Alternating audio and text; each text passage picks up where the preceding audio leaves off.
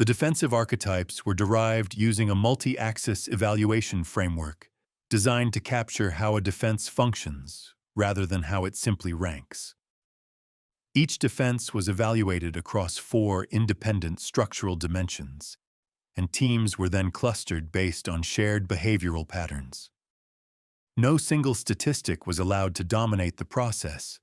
Instead, the goal was to identify consistent methods of control and consistent failure modes.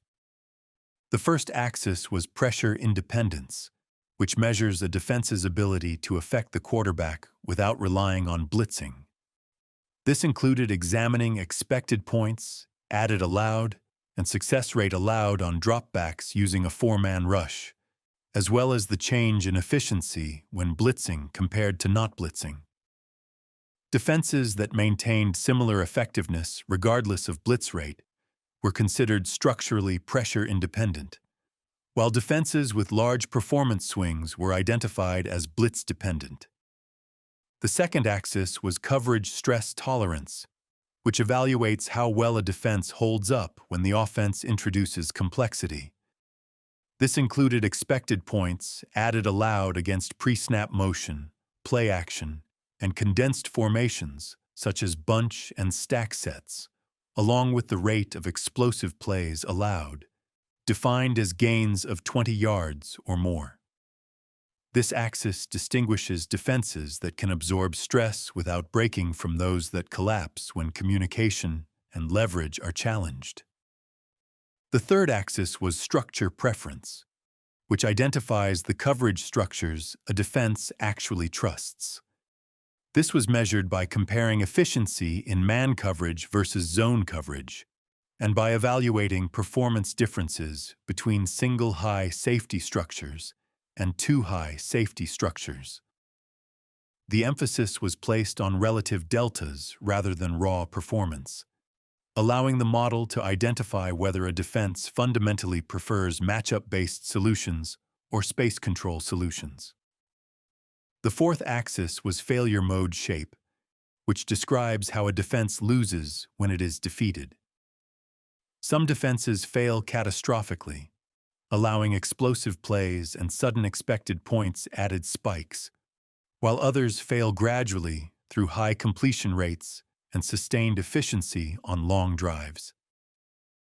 This distinction is critical because defenses that lose slowly tend to be more stable across a season, while defenses that lose explosively tend to exhibit higher variance. After evaluating all 4 axes independently, defenses were clustered based on similarity in how they create pressure, handle coverage stress, structure their coverage, and fail under strain. Because no single metric dominated the process, teams clustered not by raw rankings, but by shared behavioral identities, specifically by how they win and how they lose. League Defensive Archetypes, 2025. Archetype 1. Front-driven enforcers are defenses built on the belief that games are won up front. Their core identity is generating consistent pressure with a 4-man rush, allowing the coverage unit to play conservatively and simply survive rather than carry the defense. These teams show strong pressure efficiency without blitzing, minimal performance improvement when blitzes are added, and relatively stable expected points, added allowed, even when offenses introduce stress. The Cleveland Browns, Pittsburgh Steelers, Dallas Cowboys, Philadelphia Eagles, New York Jets, and San Francisco 49ers fall into this category. Offenses typically beat these defenses by refusing to let the pass rush dictate the game, using slow-developing screens and checkdowns to neutralize upfield pressure, employing condensed formations to force linebackers into coverage conflicts, and increasing tempo to limit defensive line rotation.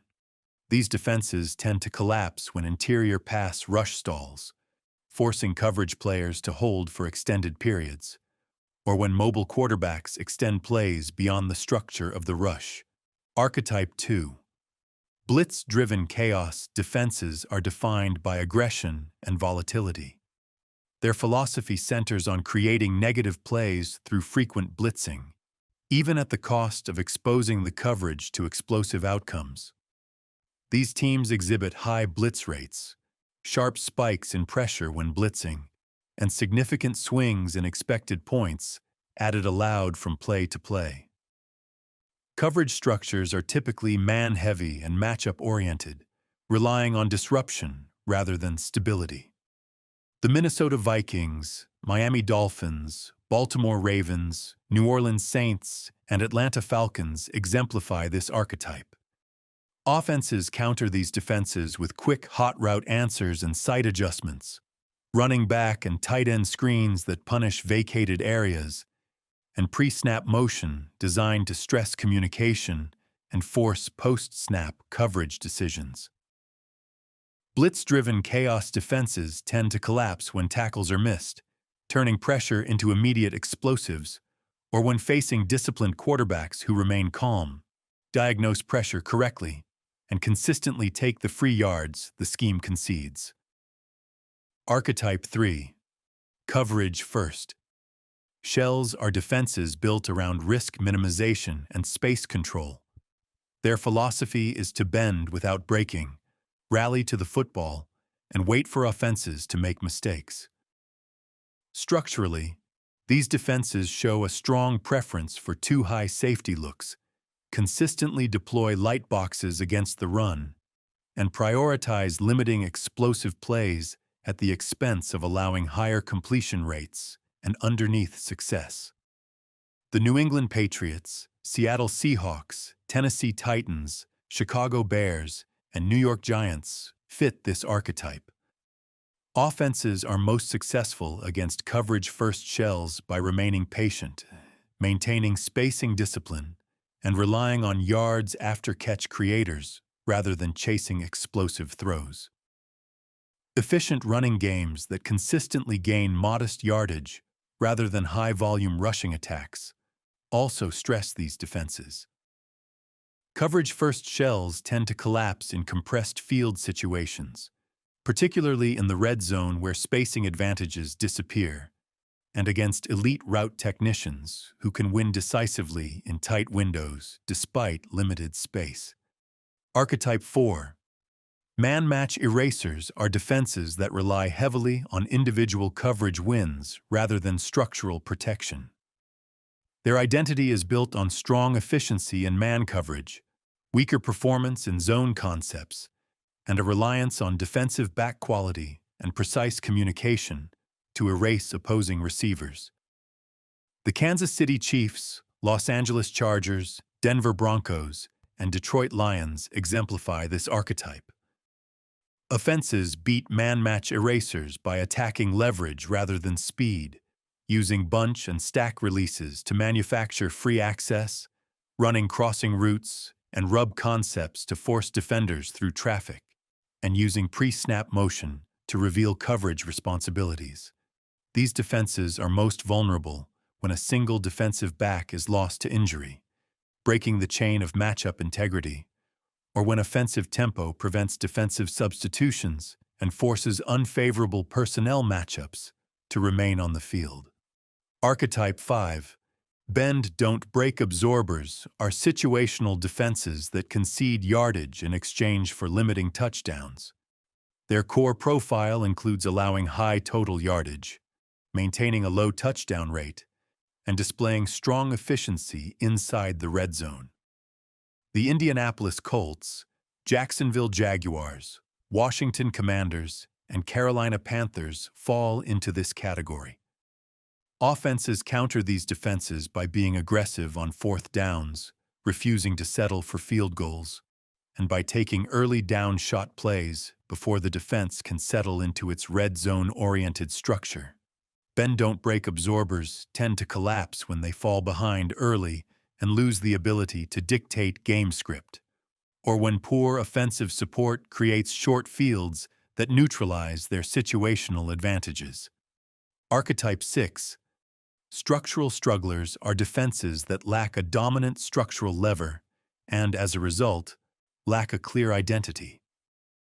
These units struggle to generate pressure without blitzing, show significant breakdowns in coverage when faced with motion and formation variation, and exhibit multiple negative efficiency deltas across both pass rush and coverage dimensions. Because there is no compensating strength, weaknesses tend to compound rather than balance out. The Arizona Cardinals, Las Vegas Raiders, Cincinnati Bengals, Houston Texans, and Los Angeles Rams fall into this category. Offenses can beat structural strugglers in a variety of ways, as there is no single area that must be respected. Formation stress and tempo are particularly effective because they force repeated communication and execution failures. When these defenses collapse, it typically happens quickly, often by the second quarter, as early inefficiencies snowball into sustained scoring drives. This archetype framework matters directly for applied analysis, especially in a Chargers-centric context. By organizing defenses according to archetype rather than team name, offensive planning can focus on structural solutions instead of opponent-specific quirks. The Chargers' defensive profile aligns cleanly with the man-match erasers archetype, which helps explain recurring tendencies in the data, including why bunch and stack formations consistently create problems and why traditional straight drop-back quarterbacks often struggle against them.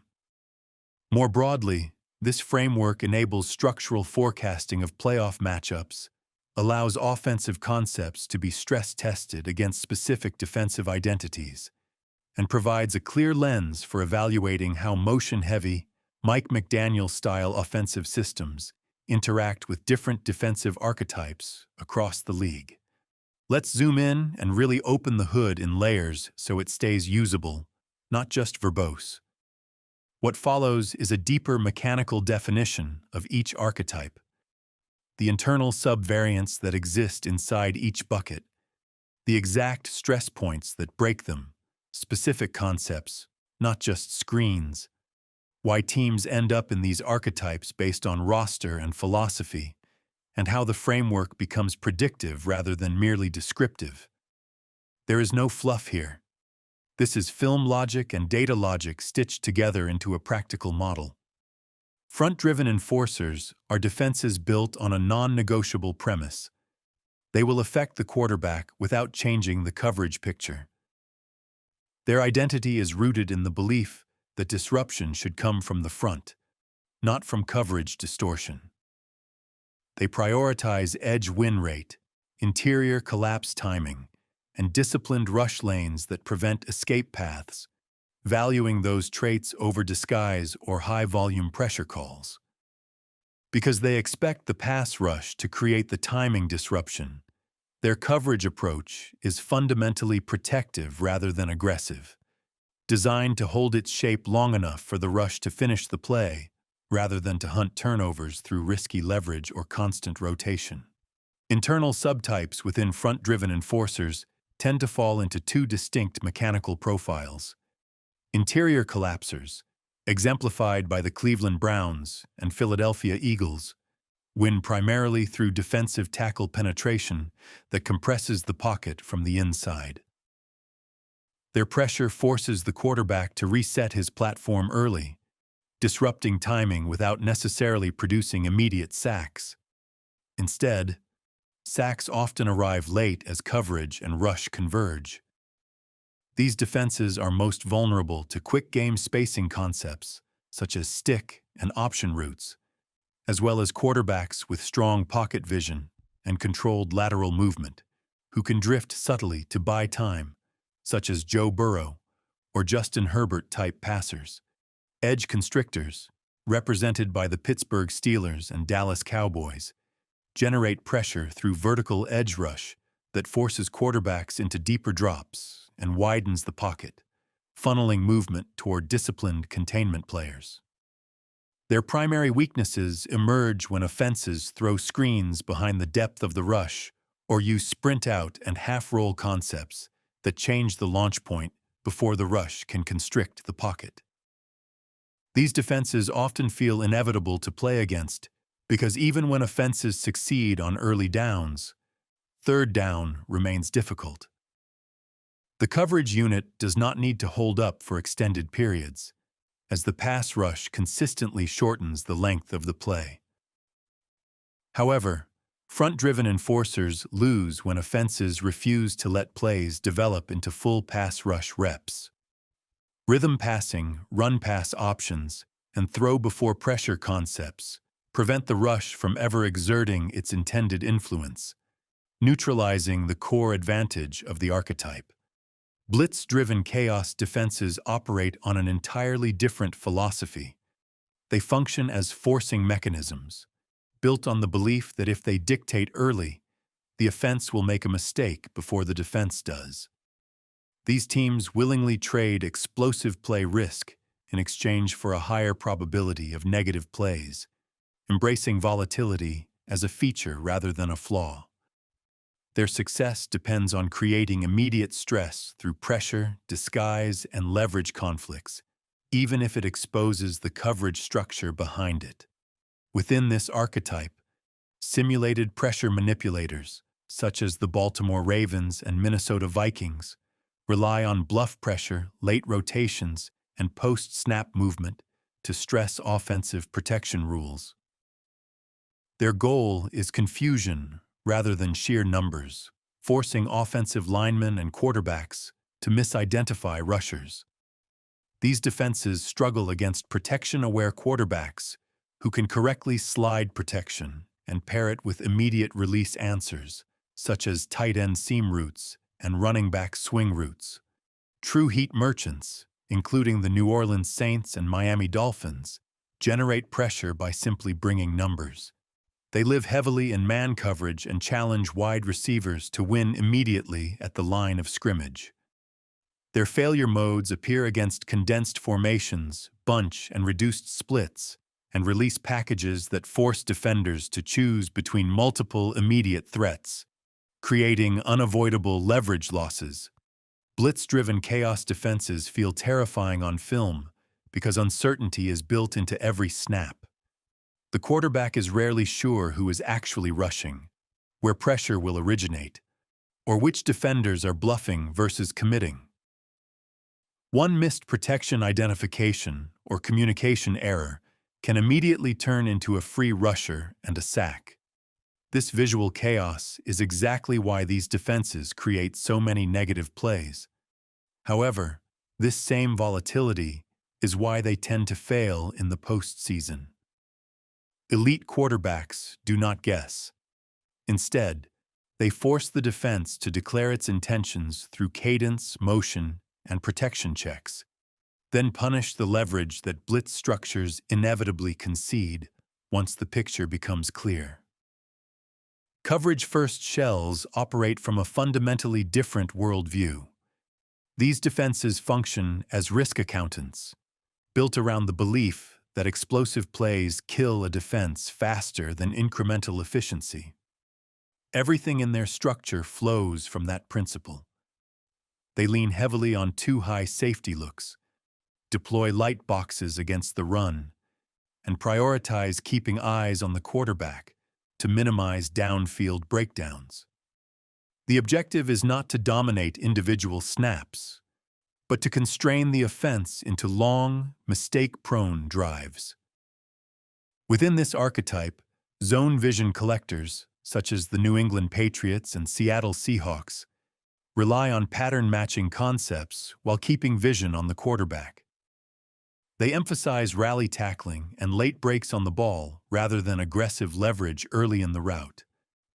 Their primary failure modes appear against route layering concepts like floods and scissors that stress zone depth rules, as well as against elite yards. After-catch players who can turn short completions into explosive gains. Passive absorbers, represented by teams like the New York Giants and Tennessee Titans, play with even less matching responsibility and more spot-drop principles, effectively waiting for offenses to make mistakes. These defenses struggle against patient offenses and quarterbacks who are willing to take 5-yard completions repeatedly without forcing the ball. Against coverage-first shells, Offenses often believe they are winning because completion percentages are high and the ball moves steadily down the field. It feels efficient and controlled. However, drives frequently stall because red zone windows shrink dramatically once spacing disappears, and a single negative event such as a penalty or sack is often enough to derail the entire possession. Man-match erasers are defenses built on human capital rather than structural protection. Their core belief is that their defensive backs will win more individual matchups than the offense will, and the entire system flows from that assumption. These defenses willingly accept schematic vulnerability because elite personnel is expected to mask it. Instead of hiding defenders with layered zone rules or conservative spacing, they place a premium on individual coverage wins, trusting technique, athleticism, and communication to erase receivers from the progression. Within this archetype, pure man specialists, such as the Jets Light variant and the Denver Broncos, rely on press coverage, mirror technique, and constant contest at the catch point, offering minimal help over the top or inside. Their failure modes emerge quickly against bunch formations and motion into stacks, which manufacture free releases and force defenders to navigate traffic without leverage support. Match zone hybrids, exemplified by the Los Angeles Chargers and Kansas City Chiefs, disguise their intentions more effectively by presenting zone shells that convert into man rules after the snap. These defenses use vision and leverage traps to bait throws, but they are vulnerable when pre-snap motion forces early declaration or when late-breaking crossing routes exploit defenders who have turned their eyes to the quarterback. Man-match erasers tend to dominate weaker offenses because they concede no free yards and immediately disrupt timing-based passing games. Poor route detail and late releases are punished instantly, often before a quarterback can reach a second read. Elite offenses, however, stress these defenses by exposing the unavoidable truth of man coverage. Leverage cannot be hidden. Motion turns coverage into arithmetic, forcing defenders to declare responsibilities and creating numerical or positional advantages that even elite individual talent cannot consistently overcome. Bend-don't-break absorbers are situational defenses built around calculated risk rather than snap-to-snap dominance. Their core identity is rooted in the belief that winning every down is unnecessary as long as the most important downs are won. These defenses often emerge as pragmatic responses to offensive limitations or roster gaps, particularly when a team lacks consistent pass rush or top-tier coverage personnel. Instead of attempting to control the entire field, they focus on surviving between the 20s, tightening windows in the red zone, and capitalizing on opponent mistakes when the field compresses. Within the bend-don't-break absorber archetype, two internal subtypes tend to emerge.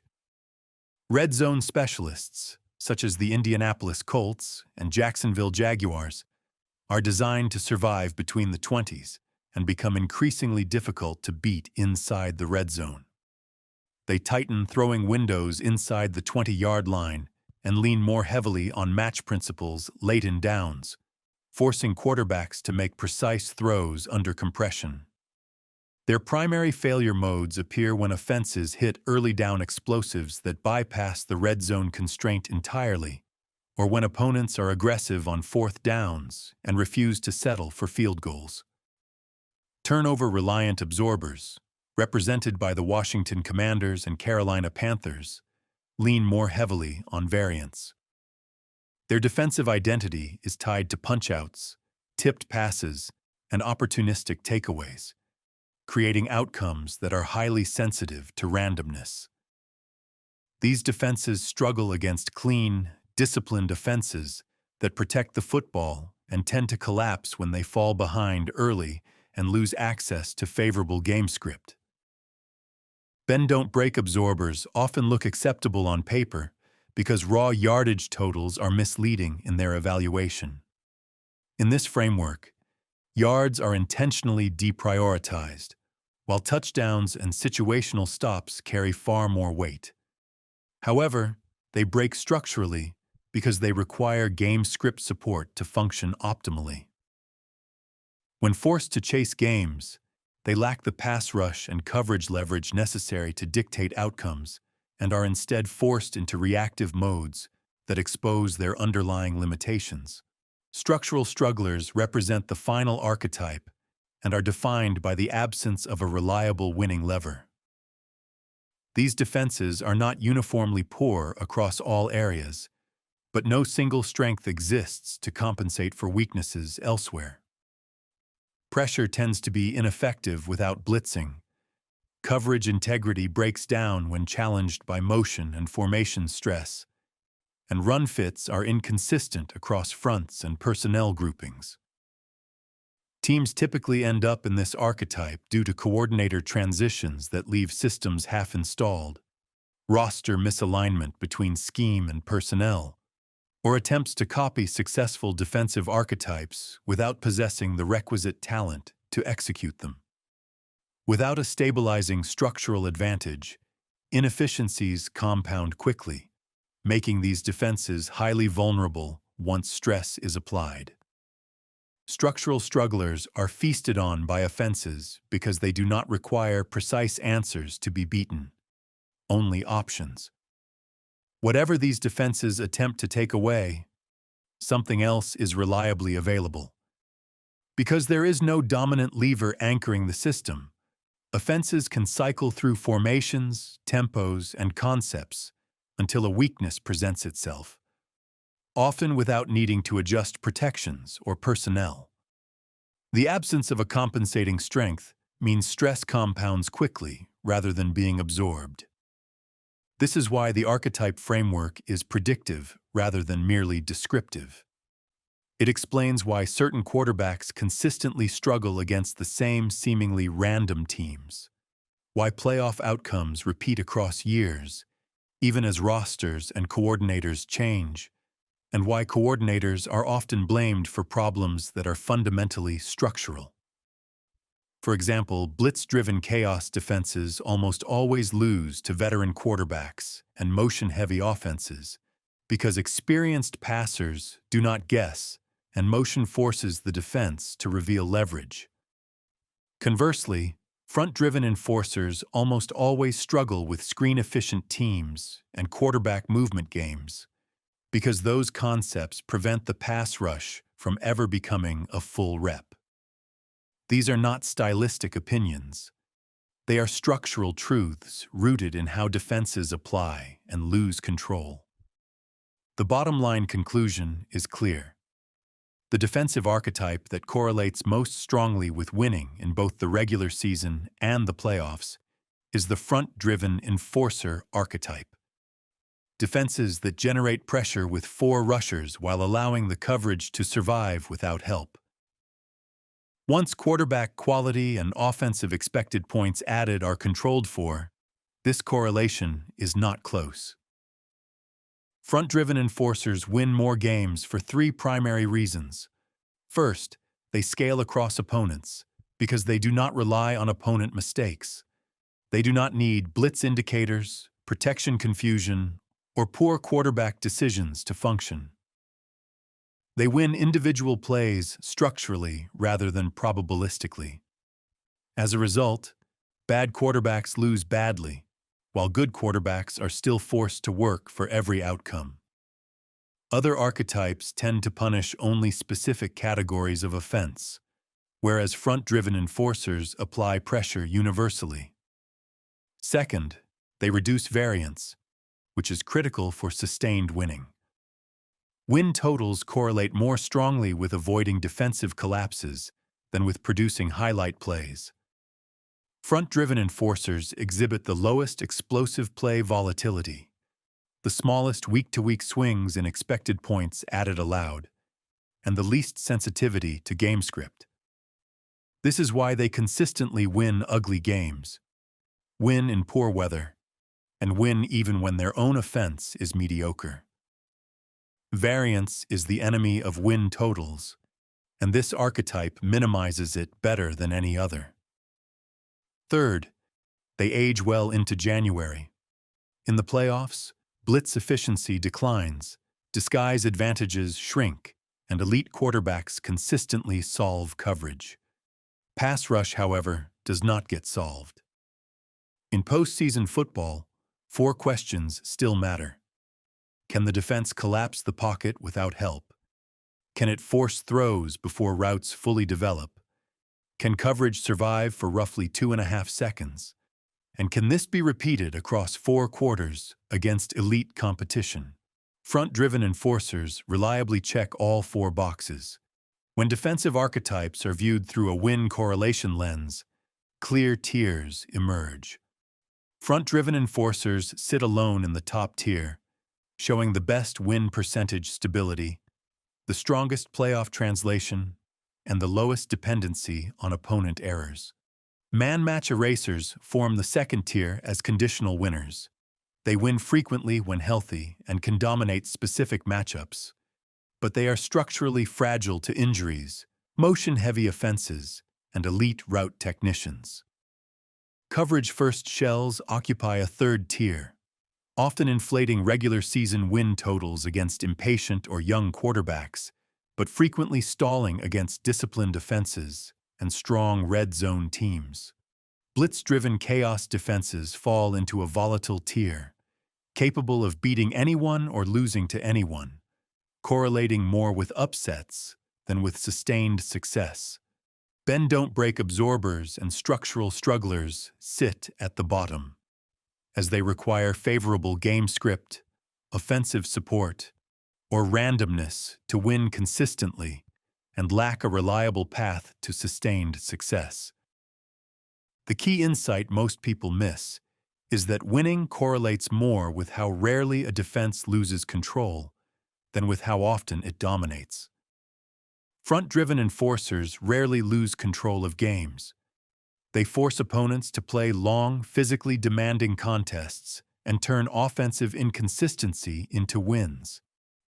This is why they consistently produce 10 to 12-win seasons, appear disproportionately in conference championship games, and survive coordinator changes better than other archetypes. Viewed through a Chargers-centric lens, this framework explains several recurring patterns. It clarifies why defenses that feel scarier on film, such as blitz-driven chaos units, do not win as much as expected. It explains why certain teams remain tough outs, regardless of record. Most importantly, it reinforces that building pressure independence, being able to affect the quarterback with 4 rushers, is the single best defensive investment a team can make if sustained winning is the goal rather than occasional dominance.